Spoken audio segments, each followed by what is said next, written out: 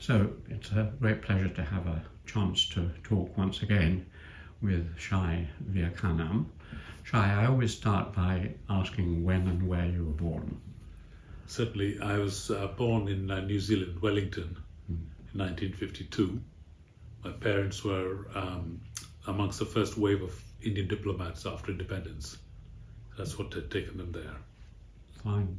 Well, let's go back, because I remember you told me an interesting history of your family. Go back as far as you like and fill in a few of the relatives. Yes, I'll try and do that. So if we go back about 400 years, I guess, is the kind of a broad timeline. I will speed my way through it. It's that as the my family were teachers, and they were in the bigger temple there in the north of an area, Bangalore area, just north of that. And the circumstances changed as the Muslim invasions came further south. Our ancestors left for Mysore Palace, as it was then, and established themselves there. And that's where they got the title of Vyakarnam, which basically means grammarian. Vyakarna, I'm told by my family I shouldn't have the letter M on the end, but never mind.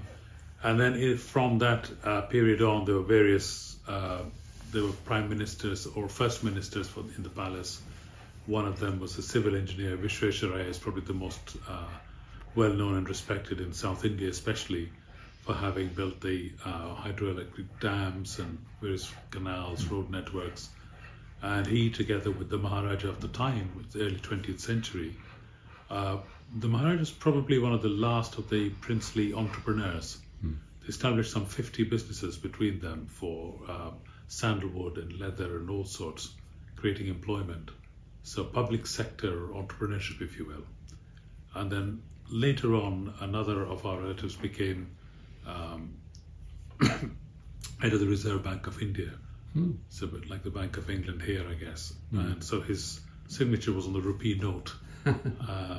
And so those are probably the two most famous of our relatives. We also have had two of the first women graduates of Mysore University in our family, who became school inspectors and sisters. They were amazing, and so we luckily still have photographs of them kicking around. On my mother's side, mostly again teachers and working in colleges and universities. So there's quite an array of people involved one way or the other with the professions and with academia. Well, tell me about your parents, their character and their background. Sure. So both my parents had a degree, and they're in CBZ, as it was known as. That's chemistry, biology, zoology degrees. My mother said her marks were higher than my father's. They met and through introductions, and then they went off to Bangkok in 1948. First wave, as I said, of India's independence. My father was involved in the commercial side of things to try and find and influence exports from India, engineering exports, to bring in foreign exchange for an emerging economy. From Bangkok, they went by seaplane to Wellington, established themselves there for 4 years, and they had a really interesting time there. I think my father got interested in what he thought were affinities between his mother tongue, Kannada, which is from South India, and Maori. So he started investigating that and wrote a paper on that as a part of his application to, I think it was Cornell. Never went off to do his PhD there, but it is a really interesting paper, which I actually discovered recently on the internet. Somebody's put that up as a library document. So quite an interesting piece of work. My mother was obviously with him. They were together working on something called Make in India. So, and the Made in India was the program they supported. India now runs Make in India, so encouraging investment into India. But back then, they were, again, it's all about exporting and foreign exchange. So they had all of that going on. They made friends with a local Maori group, which then resulted in me getting when I was born, getting a name, Tikani Tehua Erihia. Now, what I don't know is how much of that was made up by my dad, who was quite capable of telling stories, or how much of it is actually real, which apparently means little Indian chief of the Tehua tribe. If somebody who is a scholar in that can ever confirm that, I would be most grateful. And from New Zealand, we went back to India. I was about 2-3 years old at the time. We went on a ship called the Oranze, which is designed to go from... What date was this? 54. And then it was basically a liner that was from across the Pacific to North America, then all the way back via Australia to Ceylon, and then back via the Suez Canal back to England. So that was its route, and we were on that. It was a strange time because it was still discrimination based on color at the time. My parents were probably the only non-whites on the ship. And at every port, the captain would call my father's name out to say, was he there comfortably, and can they please report to the captain's office. Dad went a couple of times and realized what was going on, and said two things to the captain. He said, one is, I'm a diplomat and I'm taking great offense at your calling me out. And secondly, why would I get off in Australia? It's just a country made up of criminals. And it has no interest in me whatsoever. And they went back to India. And then we were in Delhi for a little while. That's 1954 to about 57, 58, around that period, during which time my dad had gone again on a trade mission, this time to China. And this is during the Communist Party period, obviously, embedded. And at that time, there was something called Hindi, Chini, Bhai, Bhai, which is Hindi was India, Chini is China, Bhai, Bhai is brother, brother. So there's meant to be some entente cordiale between them. And when Dad went up to Beijing, he was vegetarian. So he had quite a struggle to remain vegetarian there, and which he did. But he also had lots of winter clothes, and he said that's where he made his biggest mistake, which is he offered his winter clothes to the translator when he left, or the day before he left. And the next day he saw the poor man being taken away for correctional education. That was quite tough. That was late 50s. From Delhi, we moved to Mombasa in Kenya. Again, a trade mission. That was much more successful for Dad, I think. And Mombasa was fantastic because that's when my own memories are starting to kick in now. I'm about 7 years old at this point, 7, 8 years old. And I went to the Aga Khan High School there. Huge establishment, living in Mombasa on what was then called Kilindini Road. It's probably a precedent, somebody or other name now. And for those people who have been to Mombasa, where the big tusks are, the steel tusks that grace the road, we lived roughly around then, next to the Mombasa Times. So every morning you could hear the presses clattering away. It's this wake-up sound. So there, the methodology was to try and persuade the local farmers and business community, who were mostly from Gujarat, to look at the Indian engineering products. Was your father a diplomat at that point? He was, still. It's more part of the diplomatic mission at this point, he was working for something called the Engineering Export Promotion Council. Right. And they even had a showroom there. So he hosted a number of the emerging presidents, Hastings Banda, and various other people from Malawi, Tanganyika as it was then, and so on and so forth, that would come to say, okay, how could they improve their relationships directly with India rather than through Britain? So South-South collaborations.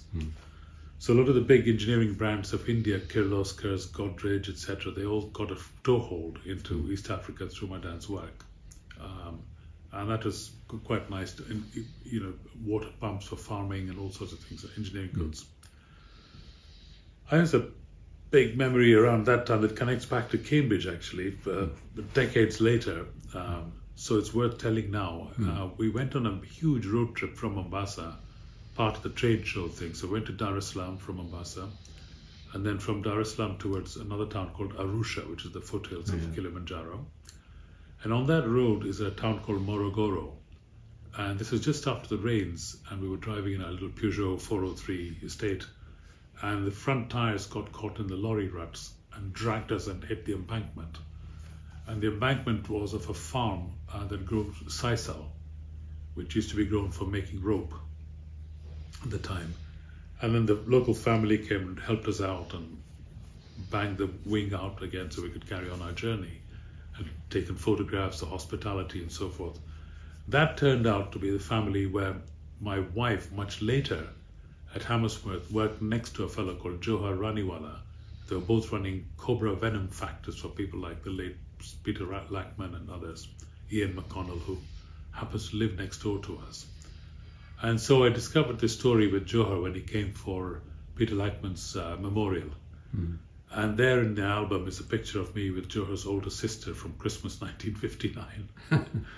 And he's now living here, and his supervisor, Ian McConnell, is our next door neighbor.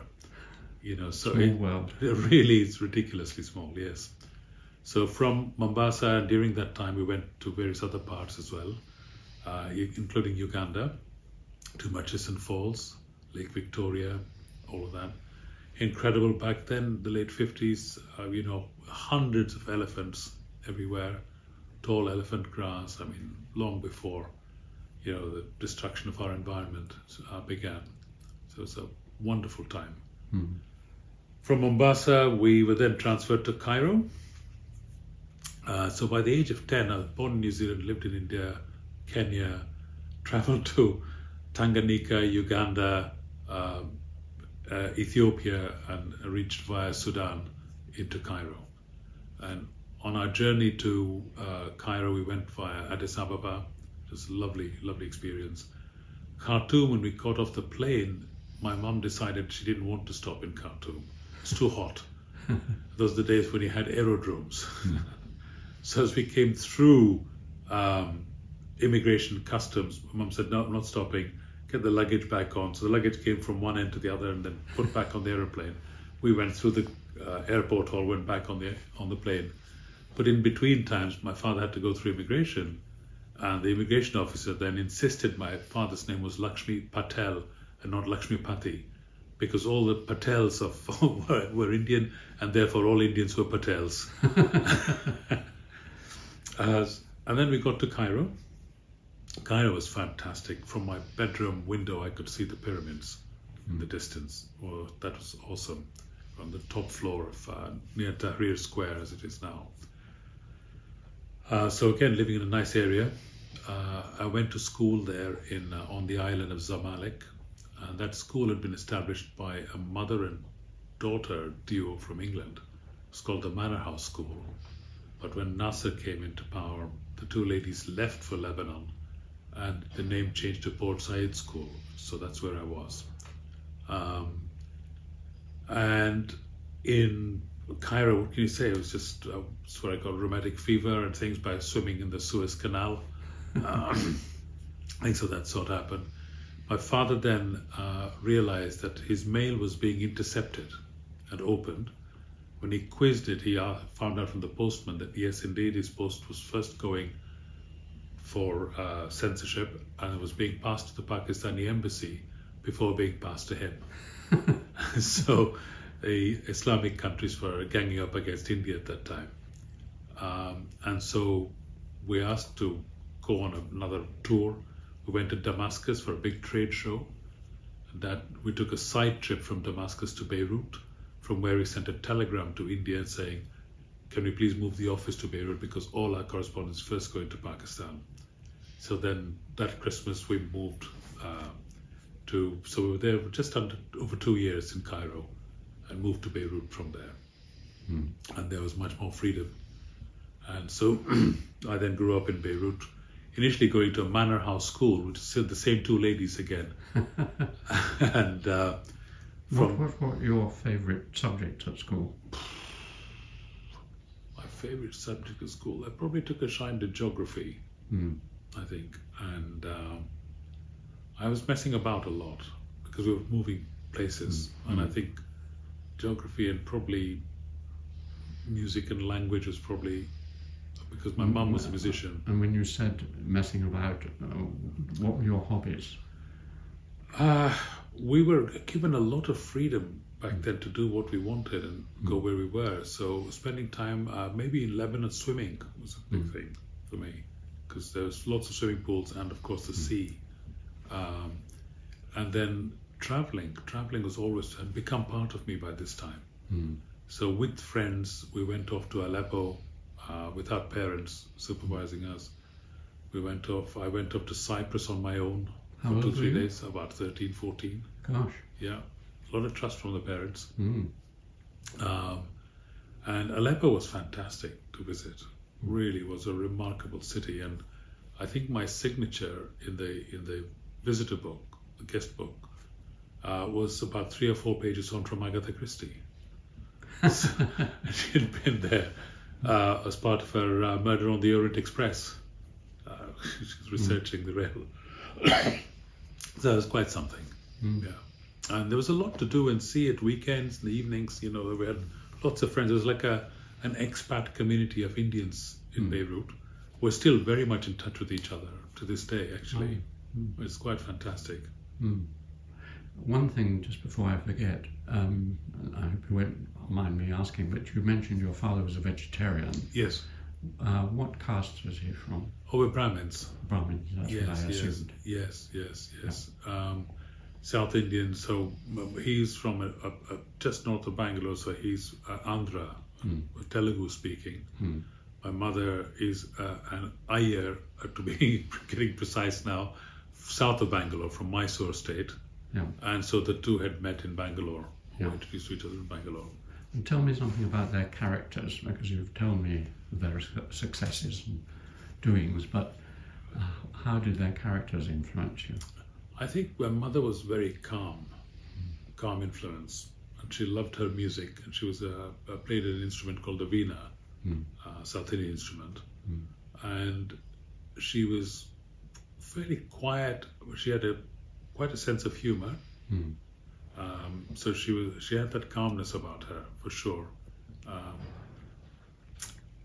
and then she wasn't afraid for a quick retort if she was upset about something.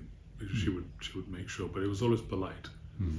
Dad has a much sharper tongue, much more abrasive when he wanted to be, could be, and very much an adventurer, I would say. So not really fearing anything or anybody. Very straight, so he fell out with his employer towards the end over some deal that they wanted to do, which he didn't think had integrity to it. So this is where I draw the line. Did you have brothers or sisters? No, I'm the only one. Yeah. No, yeah. Okay. So you're now about 15. Yes, right? in Lebanon. Yeah. In Lebanon. This is well before all the Lebanon, the troubles in Lebanon. That's right. We were there through 1967 when the first Arab-Israeli war broke out. Were you there during that war? Yes, in Lebanon with blackouts and all sorts of things happening around us. Not quite sure what was happening to us. I shifted from Manor House to another school called Brahmana High School. And that was an odd experience, a fantastic experience, but an odd one, because I was surrounded by boys about 3-4 years older than me, Palestinians. And so there were much more of a Arab influence in Brahmana coming to a good school. Manor House was more the expats sending their children to that school. So I was now part of a slightly different community. And they were there, why they were there was because their mothers had told them to keep failing their exams. So they would avoid Jordanian conscription to the army. It's the mother's thing, right? So there they were driving cars and all sorts, and they're looking at this thing, what is going on here? So they were, I would say, the wealthier Palestinians who had left early on and had diversified assets and things. One of them, still a good friend of mine, lives in the USA now. Brother's a senior medical consultant, Kuwait, all that kind of stuff. So, both from Gaza. So, by this time you're sort of specialising in one or two subjects. Were you taking things like A-levels or...? So I had my GCSEs and things, or GCEs as they were at that time. Then I came to UK and finished off my A-levels in London, just doing economics basically, and taking much more interest by this time. At a sort of finishing college, or what is it called? London School of something now. Yeah, it wasn't one of these big grammar schools. It was because I was dropped in a parachute, if you will, into the system here. So I went where a lot of the international students were going. I can't remember, they were somewhere in Bayswater. Did my economics, was okay, and then I don't think I had that much of a tolerance for the academic side of things. So I went off and did business studies. I did it part-time so I could work as well. It's much more itching to get going. No, I went to Cranfield in the end, but initially to good old Poly, Hendon to begin with, and then Middlesex, as they were then. I did quite well in those places, so it was obviously that wasn't the issue for me. It was just what I wanted to do. I was always quite active, so I ended up running the motorsports club in the college, made and sold candles, and tried my hand at minicab driving for a few evenings. All these new novel things that I hadn't experienced or understood before, having grown up, at home in Lebanon and all that. Suddenly London was this explosion of activity that happened around me. We lived in Golders Green, and so I was in and out of central London. You could park in those days on Carnaby Street, imagine that. And so I was also old enough to have a driving license, so I was just absolutely everywhere, finding my way around. My interest in motorsport as well had grown because of the big boys in Beirut. So went off to find out about all of that. This is, it's post Beatles, but it's still sort of Carnaby Street. Oh my God, it was fantastic. 60s euphoria. So we came to London in 1969. I just caught up in that sort of anti-war sentiment. Daniel the Red in Paris and so on, and the riots in London. Grosvenor Square, was it? Grosvenor Square. I was there. You were there? Yeah.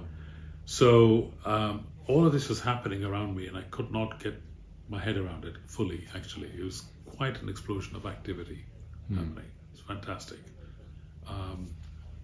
Then so I worked at Mobil Oil for a bit, one of their marketing departments, while doing my diploma studies, and then I went off to do management studies, and I started working in the 3-day week right after that, early 70s.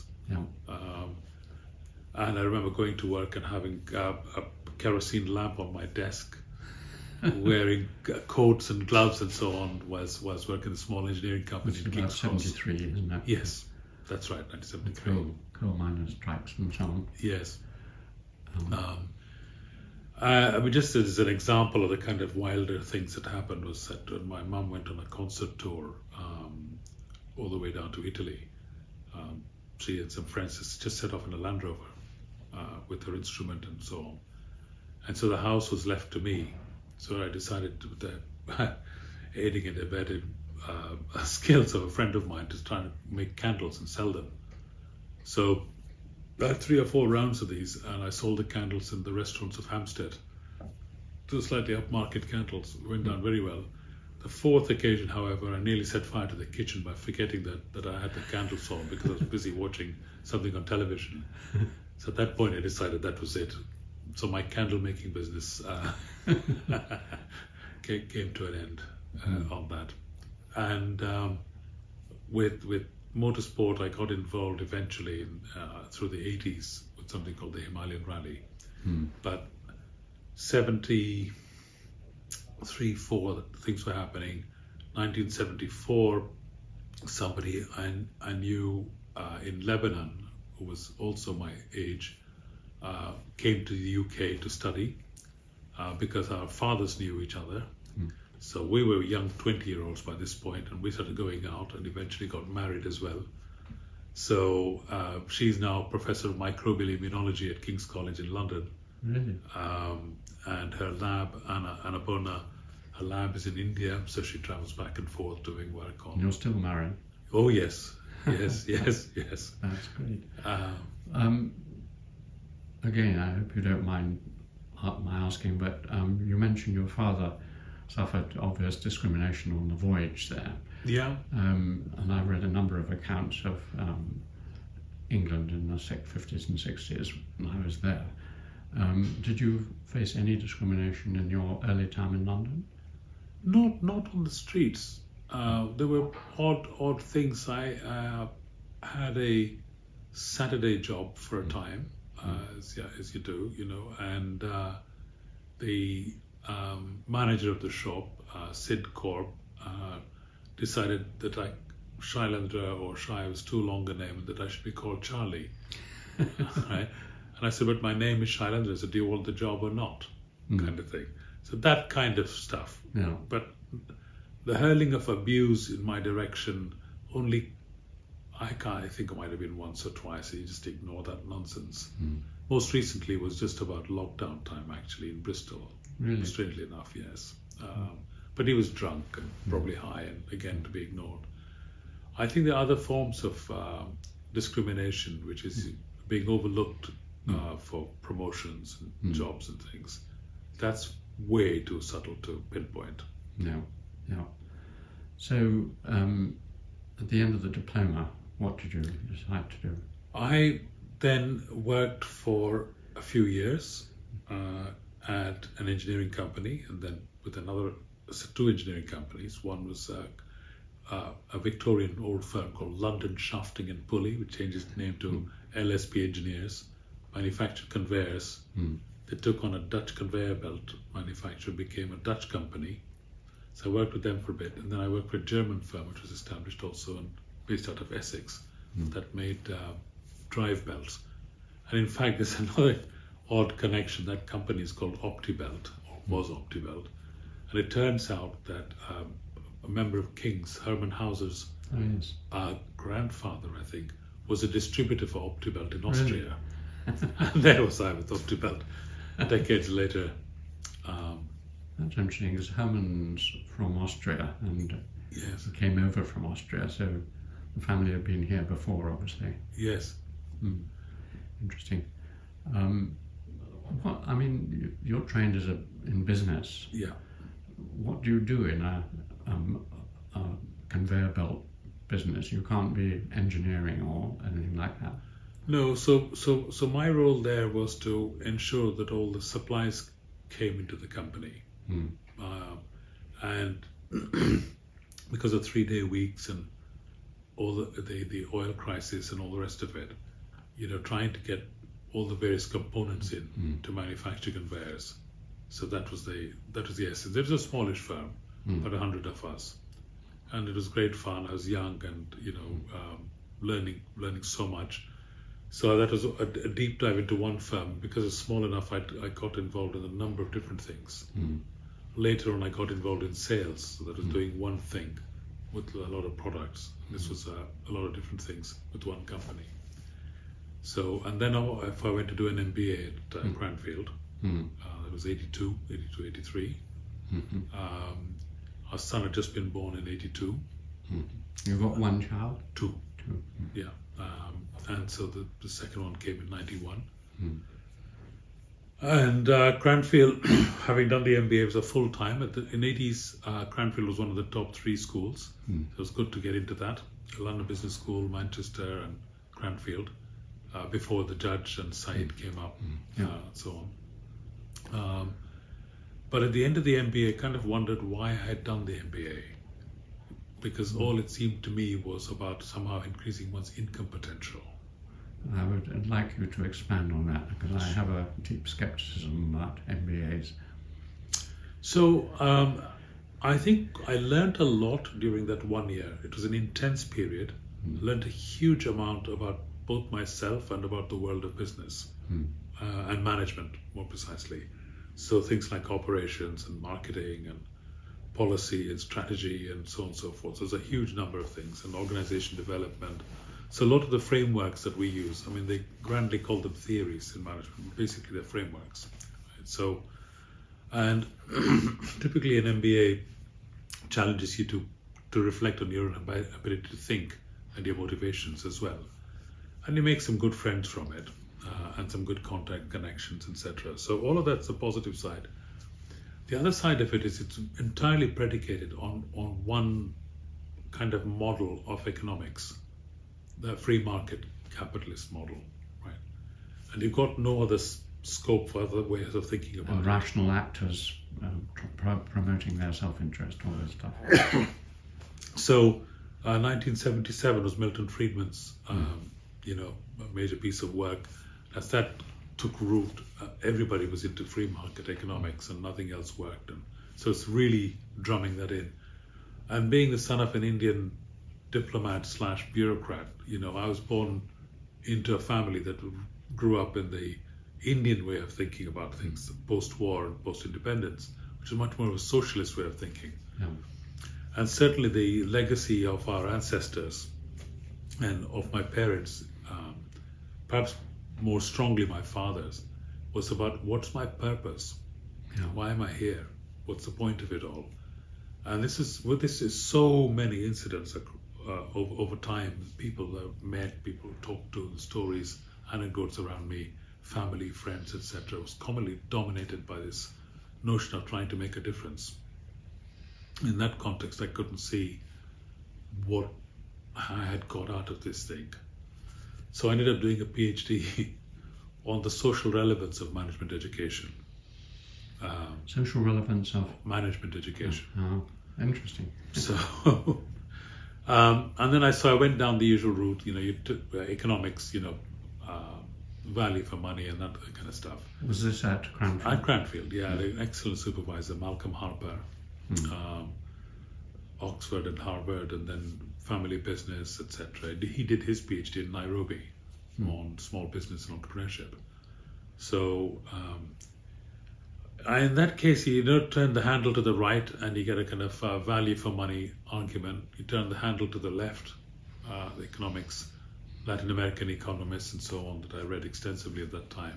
And I think, I don't know if I can answer anything with this. So I abandoned both after about a year and went off to read George Kelly's work in psychology, construct theory.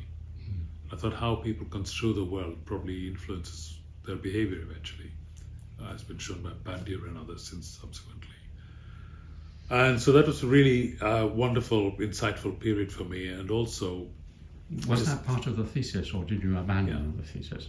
No, I did a PhD at Cranfield, yeah. All this reading was all around, this huge amount of reading. And then I did about 120 interviews, all in India, which is where the big question was, because there's a huge amount of subsidy for management education in India at that time.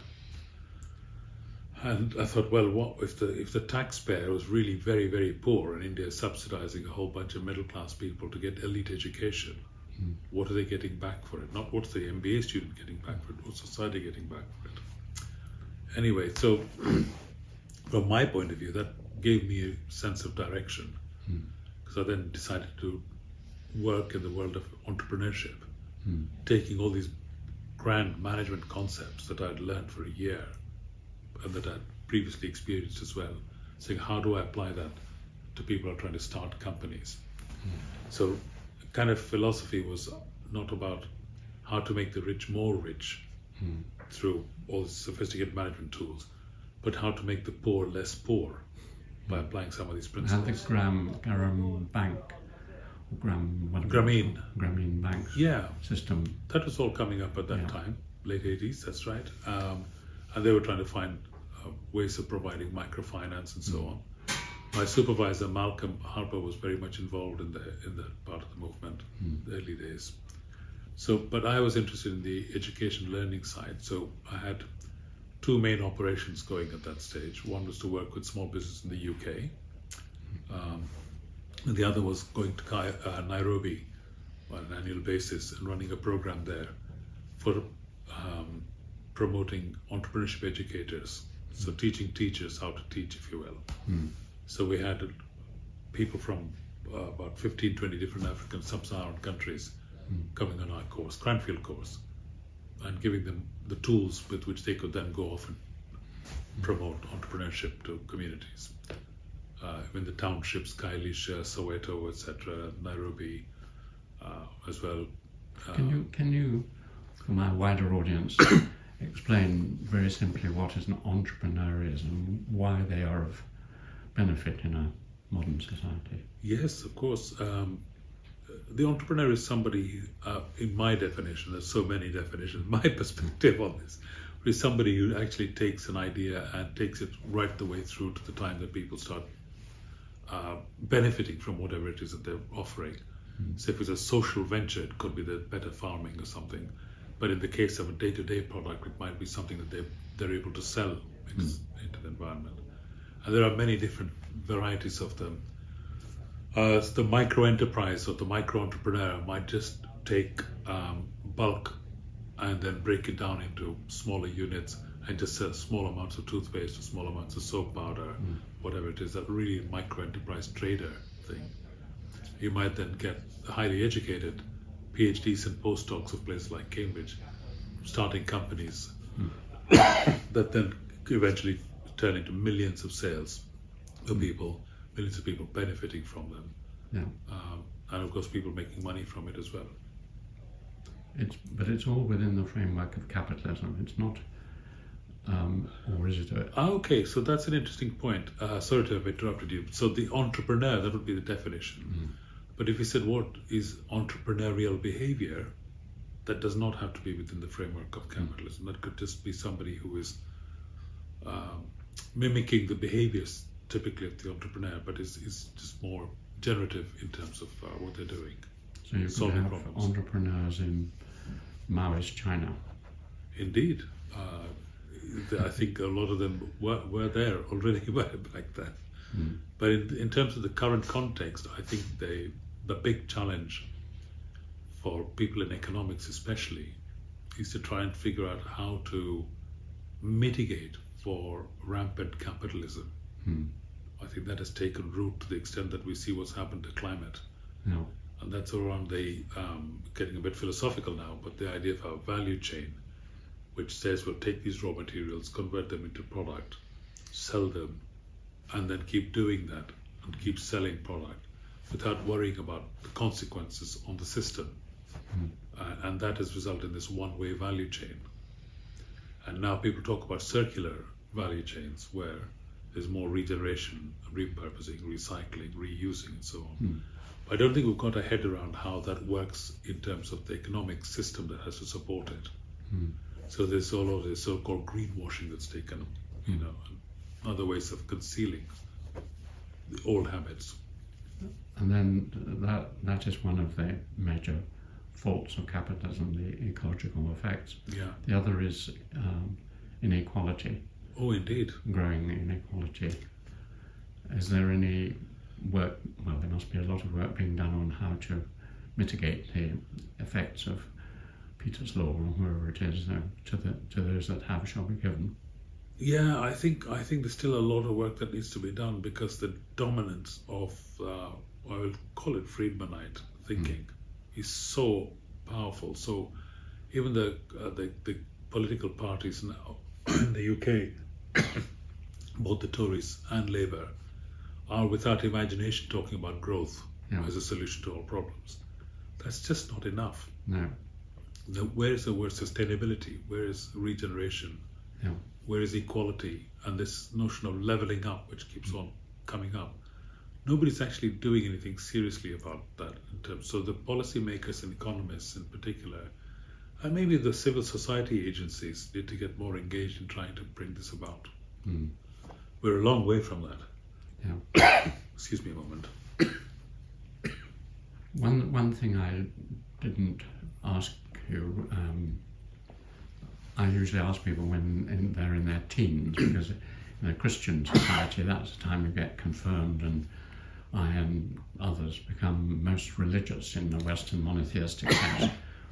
But you're presumably a Brahmin. And does that mean a lot to you? Do you practice Brahminic rituals and so on, or what? Births, deaths, marriages, weddings. We would practice some of that. I would say, if I have to define myself, I'm a Hindu, without question. I certainly don't wear the sacred thread that I'm supposed to be wearing as a Brahmin, other than at functions. It might be simply that it annoys me rather than anything else. I think the caste system, not one that I take too seriously. Yeah, I think it's just... For example, the usual question, you've got a son, have you got a daughter? Yes, yes. And if, I don't know if they're married, but if they're married, you wouldn't mind who they married? Well, my son is married to a Sikh girl, North Indian girl, and she would be defined as a Punjabi Jat, so not a Brahmin. And that's fine. Okay, it caused a slight rumble, perhaps, in the beginning to try to work out what was what. But we have our blessings, and a lovely daughter-in-law, gorgeous two grandchildren, so they're happy. And our daughter is very much a free-thinking young woman living in Bristol, working in cybersecurity. And quite what she will do, we're not sure. We're trying to encourage her, but we're not obsessing over the Brahmin thing. No. Yeah, interesting. So at the end of the PhD, what did you do? I got a lectureship at Cranfield. So you'd obviously done a very good thesis, and it was commended by the examiners and so all of that. Yes, yes. Thank you. Yes, that's a memory, a happy memory. Yeah, this was the 86, I think it was, when I started my career. I was at Cranfield for 10 years. And then I got itchy feet, and I went off to Nottingham Trent University. Just tell me about the 10 years. They were good years. Productive and happy years. Yes, absolutely. So I got into the Entrepreneurship Enterprise Group. I was initially part of the Agricultural College, which Cranfield had in Silsoe, then moved back to the main campus, and then became a lecturer in enterprise. Right. And then you went on to Nottingham. Nottingham. I went from being lecturer to becoming professor there. Set up a group for growing businesses, sponsored by an accounting firm called BDO Stoy Hayward. But I think my main accomplishment there was to set up the Africa Centre for Entrepreneurship and Growth, which was due to be set up in Nairobi with Malcolm's other PhD student, his last one, Francis Nashamba and I. So I was Malcolm's first student, Francis was his last student. We came together, and we were both very keen on trying to help African students get their PhDs so that they could have deeper entrepreneurship. So we'd been doing short courses, and I felt after a while, actually, unless you have Africans with PhDs understanding this, they can't build up departments in the universities and institutions and so on. So we need to have a doctoral program. Malcolm kindly came on board as well as a second supervisor role. He was retired by then. And we had about 10 people go through the centre. And then towards the end of those 5 years, I loved the atmosphere at Nottingham Trent, but it was a hell of a commute, 88 miles each way. From where? Where were you living? Continued to live in Cambridge. I see. Towards the end of my stay at Cranfield, we'd bought our house in Barton Close in Newnham. And so, children's education, all that going on. And my wife was in London. So we were both commuting north and south from Cambridge. It's quite a time. And so at Nottingham Trent, one of the ideas that I had for moving that up a little bit, the education side, I designed something called an MBA for entrepreneurs. Yeah. And I was due to pitch that to the advisory committee.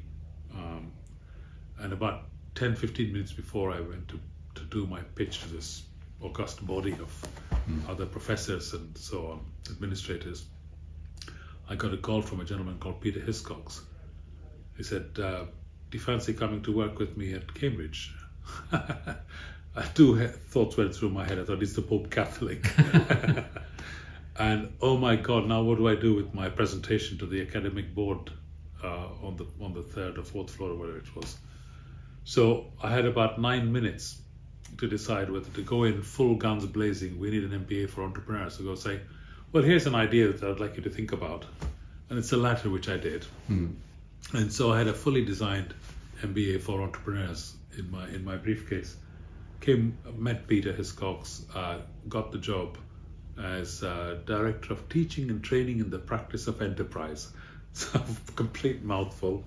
That was in 2001. Yeah. And over about 2 years, we did lots of experimentation. And then Herman made a donation to the university, which then caused a split in the Entrepreneurship Center. The bit that he also wanted to see happen is more technology commercialization. Yeah. So those funds went to what is now called Cambridge Enterprise and Yeah. the House of Forum on West Cambridge side. Yeah. And the bit I was in, the teaching bit, remained in the Judge Business School. I see. So then we're kind of a bit without direction and without any particular sense of identity. So over a few weeks I thought about this and came up with an idea which I persuaded Professor Sandra Dawson to adopt, which is that we would establish a Center for Entrepreneurial Learning on the basis you can't teach stuff that people don't want to learn, right? And the vision statement is the spirit to spread the spirit of enterprise. Because again, I didn't think Cambridge people wanted to learn the tools and techniques, but what they wanted to do was to understand why. And therefore, from that, they would then go off and figure things out. So 2003, that's what we set up. And I became effectively the founding director of the Center for Entrepreneurial Learning, which then is now the Entrepreneurship Center of the Judge. And that MBA for entrepreneurs was still in the back of my mind. When I came to Cambridge, of course, I went to see the Dean, Sandra Dawson, talked about the possibility of this, and it took about 2 sentences, I think, to kill it dead, because there was obviously a flagship MBA at the Judge, which was beginning to grow. Last thing they needed was a distraction to it. So a year or 2 later, having seen the Advanced Certificate and Diploma in Manufacturing and Management or something, ACDMM or some such thing, run by the Institute for Manufacturing, I thought, oh, this is an interesting model for entrepreneurship. Very practice-oriented thing. So I redesigned the original thing that I had into a modular approach, which is everything you need to know before starting and then growing your business. And we will then pick out bits of knowledge that you need for your journey, sorting out what you need to know for this journey. And so we launched that as the Diploma in Entrepreneurship. And now that's the Masters in Entrepreneurship. And I believe has some participation here at King's. Some of the students are members of King's. So that's a long journey from Nottingham Trent. Trent. Pretty successful. It's very successful now, yes. And in terms for the university, it's very successful, and for the business school. For me, I think we're missing something. It's no longer an inclusive product. The moment you wanted to have college affiliation, you need to ramp up the grade requirements for people entering. The outputs need to be much more academic. And therefore you're not dealing with people's lives and aspirations or what they want to start. And you're making it again elitist. So it's only the young rich kids who can afford to come on the course. It's very expensive, isn't it? So it's not you've got bright things all over the place, but if you have a diploma at 12,000, 15,000 perhaps, one price point, you're up at about 30 odd thousand. It's a different price point. And you're much more, yes, I have my master's in entrepreneurship from Cambridge, as opposed to I learned something to start a company. It's, of course, there's the extra value of Cambridge affiliation. So I have mixed feelings about it. I'm glad that it succeeds. It's something I started is carrying on as a legacy. I just feel it's missing the inclusiveness of people across society. And the diploma never happened. It did. It's the one that's evolved into the masters. Oh, I see. But it shifted into the masters. Yeah. So the cheaper version is not available anymore. Correct. Yeah. I remember you did have some criticisms of the judge when we last talked, and you may not want to air them on this, and we can talk about them later. But going back to your early reflections on what is the point of it all, do you feel that the Judge and the other business schools are worth preserving? I think business schools have a place. They do have a place, but I think they lose it when they try to pretend to be all academic. It is actually, it's like a professional medical degree or a law degree or something like that. Yeah. You need to have practice there. And I think where the Judge is fighting its corner, if you like, on the international market, in the international markets for MBA qualifications, you're up against the Harvards, the Oxfords, and all the rest of it. I think does a damn good job in that field. But I'm not sure, I may be out of touch, so with that little proviso, I'm not sure how well embedded it is into the life of Cambridge. So the Centre for Entrepreneurial Learning was an outward-looking agency. We ran our courses in engineering department, in chemical engineering, in the physics department, West Cambridge, and so on. That is, we would go out there. But I think one of the differences, artistic differences, was the dean who took over wanted the courses to be center of gravity to be the Judge, right? Is to bring people in. And I'm afraid it doesn't happen. People don't want to come into the business school. They want the business school people to go outside and be with where they are. So I think it's missing that. And the flagship of course that I ran called Enterprise Tuesday, which we ran in Lecture Theatre Zero in engineering department for the Cambridge alumni might remember that. Had about 300-400 seats in it. It was packed on a regular basis. That's now shrunk down to a lecture theatre inside the Judge Business School. And so it doesn't carry the same atmosphere. There are other courses which continue, which are successful, enterprise tech and this, that and the other. But that idea that people should go to the Judge if they want knowledge, as opposed to the Judge saying, we're coming out to see you. I think that's the difference. Your wider question about business schools, yeah, they're there. They will always be there. There's always, and some will be better than others, depending on who is the dean at the time. The faculty are focused. There's a farmer friend of mine from Kent, William Alexander. I remember one weekend at Cranfield, many years ago now, when I was going on about something in marketing. He turned around to me and he said, Shai, a very great big booming voice, he said, you have departments in business schools, we have problems in business. Right? So we had to take this much more of a holistic approach. Well, we've got about 10 minutes, and I wondered if we could just widen it out to one or two reflections on where the world is now. Wow. Any reflections on one obvious thing is the tilting of the world economically and politically, and in many ways from the west to the east, the rise of the south and the east, and particularly China and East Asia. Do you have any thoughts about where that is going and whether it can be done peacefully and so on? I think it's happening. I think the Western commentators don't have visibility of the progress that's being made. In fact, I put a little piece on my LinkedIn thing not so long ago.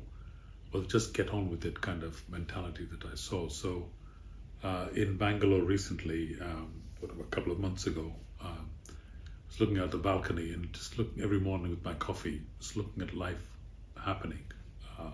Model around the books of a gentleman called R.K. Narayan and his Malgudi Days and things, what I observed. And the penny dropped for me then that approximately 1.3 billion people didn't care to be compared with how well USA or Japan or anybody else was doing. They just wanted to be doing better today than they were yesterday. Right? And so they had a very different metric. And they were innovative, they were inventing. There was a pace of life around what I saw happening. And I thought, this is interesting for me to see that they were not bothered about what anybody else thought. So while the CNNs of this world, the BBCs and what have you, are all commenting and comparing, and economists are doing, BRIC countries and this and that, for those 1.3 billion people, they're just getting on with life. And I suspect exactly the same is true of China and other parts of the world. And because they're so enthusiastically progressing their own lives, I think they will quietly just overtake what's going on elsewhere. I don't know whether there's any merit in that, but it certainly feels like that to me. And I saw again the same. The UAE, I flew through there, having seen my son, he lives in Dubai at the moment. They have a vision for 2071 now. It's a 50-year vision. And they're moving away from tourism and retail more towards technology and climate. And there's a clear direction being provided. So I think you're right. There are other centers of gravity now coming. I have no idea about further east because I've not been to China recently, or Korea, Taiwan, etc. But among the big economies, it certainly feels that there's a different type of progress being made. Well, I was going to ask about China because we've just come back from our 18th visit to China, but you're right about, they couldn't care, Ukraine, well, they do discuss Ukraine and Gaza and so on, but the economic threats and so on are far away, and the mountains are high and so on. But one aspect of China which is argued over is whether it's had a good or is having a good effect in Africa. Indeed. And I wondered what your thoughts were on that. Well, I think they're certainly aggressively progressing their agenda, and I don't think that's going to be good news long term. I think there's no. We go back to the Tanzam Railway. Again, it links back to my father. It asked me to reflect. He had written a note to the then government of India saying, "You should finance and support Zambia, Tanganyika as it was then, to build a railway because they would be forever our friends then." That was kind of the approach. And of course the Chinese have built that railway. And that's way more aggressively done, and it's causing those countries to become indebted to China. And that's a different form of colonialism. And I don't know how well that'll go down in the years to come. I mean, people are doing fine now. Sri Lanka is struggling, I believe, to pay back the debts it owes to China at the moment. So it is a different form of colonial grip. That's the way it feels from where I see it. Well, we'll discuss it later. We're just coming to the end. Are there any things that you would have liked me to ask you about that I haven't covered? I think probably the two other big influences on me were that need special mention are my mother and my wife, I would say. Because without them, I wouldn't have been able to do what I did. My mother's influences, I guess, they're a contribution to my aesthetic sense, music, and being more tolerant, perhaps, than my father was of situations. And my wife's contribution, just seeing her sheer energy to get things done, and her commitment also to, make things happen. Her care for the family, intense care, I would say, of the family, has meant that I've been able to do things that I might not have otherwise been able to do. Just the amount of energy she's brought home. And you are now, what age, 60? No, just crossed 70. 70, so you're retired? Yeah, well, a failed retirement project, but yes, retired. Drawing a pension, I would say, but as one of my friends in Malaysia put it, Dash, is going into Act 2 now. Yeah, or the third age. Oh, indeed. So you're still very active. Indeed, yeah. And what is your current main project? The three, the one at the University Library at Cambridge, curating an innovation section, goes under the name of Cambridge History of Innovation Project. Yeah. That's one. The second one is much more of a mentor than educator. So I've got about half a dozen companies I'm helping and supporting, and made one or two small investments in them. We'll see what happens with that. The third one is I've become a co-founder now of a company, and that's a very complex one, which is about using, in layman's terms, pressure cooking waste plastic into synthetic oil. So it can go back into the materials industry. And that is definitely a complex project, and one that I would love to see happen. So every day you wake up with excitement and all. Oh, always. Lovely. Well, that's a very nice moment to end, and thank you very much indeed for a lovely